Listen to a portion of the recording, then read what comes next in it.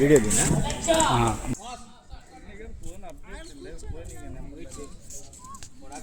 ఇప్పుడు బెల్ట్ పెట్టుకుంటున్నాడు.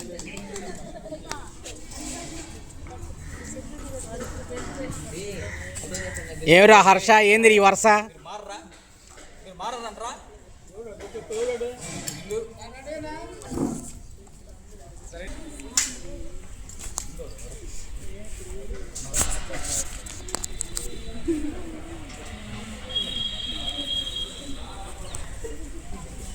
సభ ప్రారంభం.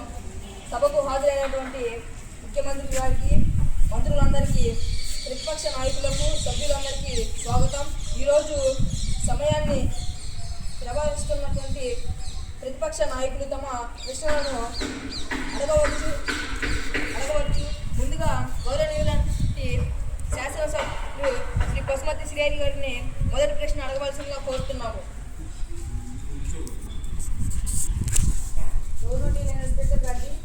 నా ఉదయపూర్వక ధన్యవాదాలు.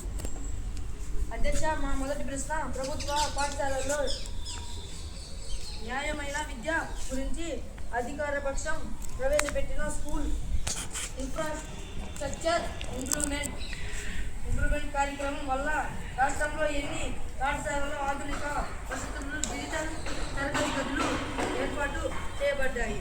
మారుమూల ప్రాంతాల్లో ఉపయోగించక ఇంకా ఎందుకుంది?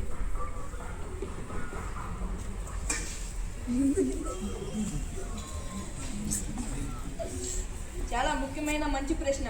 దయచేసి విద్యాశాఖ మంత్రి గారు సమాధానం ఇవ్వగలరు. అధ్యక్ష, మీ ద్వారా ప్రతిపక్ష నాయకులకు తెలియజేయడం ఏంటంటే, స్కూల్ ఇన్ఫ్రాస్ట్రక్చర్ ఇంప్రూవ్మెంట్ ప్రోగ్రాంలో భాగంగా ఇప్పటి వరకు రాష్ట్ర వ్యాప్తంగా 3500 ప్రభుత్వ పాఠశాలలో డిజిటల్ తరగతులు, త్రాగునీరు, మరుగుదొడ్ల వంటి వసతులు కల్పించాము. ఉపాధ్యాయుల కొరత ఉన్న ప్రాంతాలను గుర్తించాము. రాబోయే 4 నియమించడానికి త్వరలోనే డిఎస్సి నోటిఫికేషన్ విడుదల చేస్తాము. ఇప్పటికీ డెట్ షెడ్యూల్ విడుదల చేసి ఉన్నాము.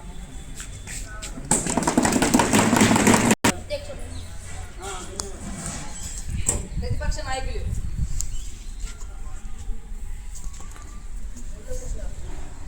అధ్యక్ష, నిర్లక్ష్యం పెద్దగా రాష్ట్రంలో ముఖ్యంగా గ్రామీణ ప్రాంతాలలో ఉన్న హాస్పిటల్లో అత్యవసర మందులు దొరకడం లేదు. ప్రజలు ప్రైవేట్ హాస్పిటల్ను ఆశ్రయించాల్సిన పరిస్థితి వచ్చింది. దీనిపై ఈ ప్రభుత్వం తీసుకుంటున్న తక్షణ చర్యలు ఏమి? అప్పుడే కదా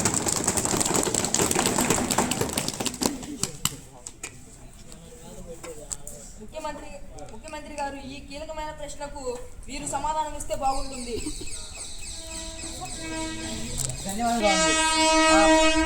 ప్రభుత్వం అమలు చేస్తున్న ఆరోగ్యంపై పథకం ద్వారా రాష్ట్రంలోని ప్రతి ప్రాథమిక ఆంధ్ర కేంద్రంలో 24 గంటల వైద్య సేవలు అందుబాటులో ఉండేలా చర్యలు తీసుకుంటున్నాం.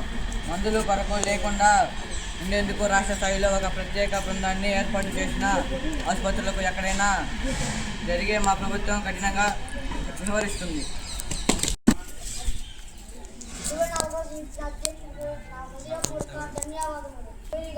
అతి ముఖ్యమైన ప్రశ్న యువతలో నిరుద్యోగం గురించి. ప్రభుత్వ అధికారంలోకి వచ్చి దాదాపు 2 సంవత్సరాలు అయినాయి. ఉద్యోగ కల్పన ఆశించి స్థాయిలో లేదు. ఇచ్చిన హామీలు ఎవరకు నెరవేర్చారు? ప్రభుత్వ రంగంలో ఎన్ని ఉద్యోగాలు భర్తీ చేశారు? నిరుద్యోగ వృత్తిని ఎప్పుడు ప్రారంభిస్తారు?